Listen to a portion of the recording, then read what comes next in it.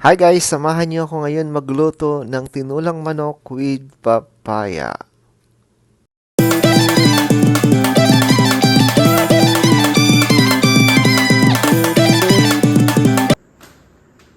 So meron tayong manok, meron tayong bawang, luya, sibuyas, and this one, papaya with onion string.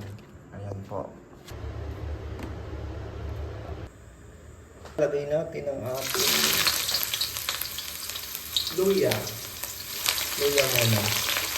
May nasamang dahon ng sibuyas. Ngayon lagay natin ang luya.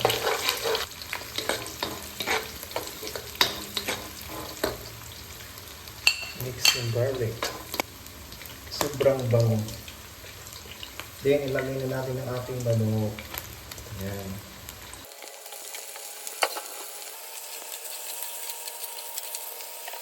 Yung takpan muna natin guys. Palambutin natin ng tubig.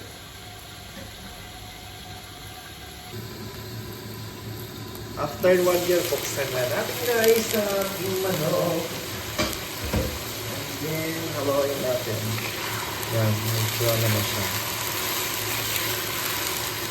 Suluto naman.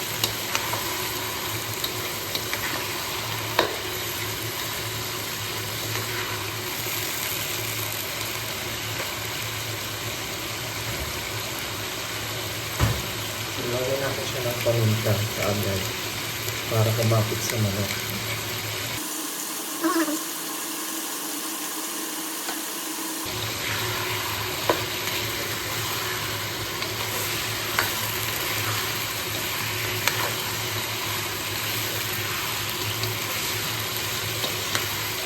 After nga guys, lagyan na natin ng water. Ayan. Damihan natin kasi marami kaming kakain. Yan o, yan. And then takpan ulit natin guys. So after 2 years guys, buksan na natin ulit.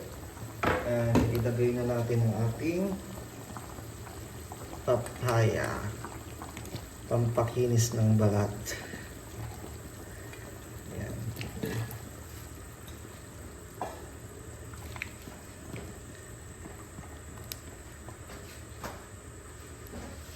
Ilagay na rin natin ang ating string onions. Ayan, marami. Ayan.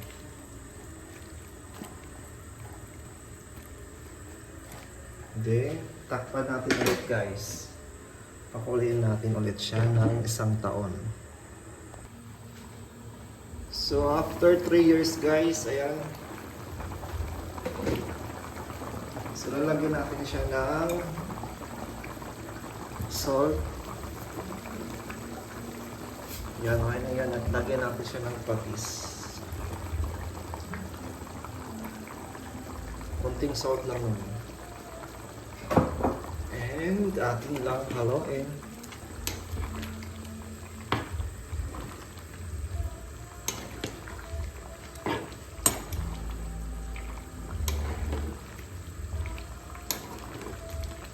Yan guys.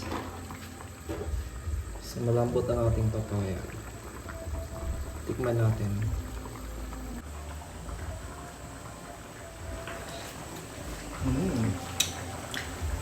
Ang bango. So much for watching. Sana guys i-follow at saka subscribe and share my video guys. Thank you so much. Bye bye.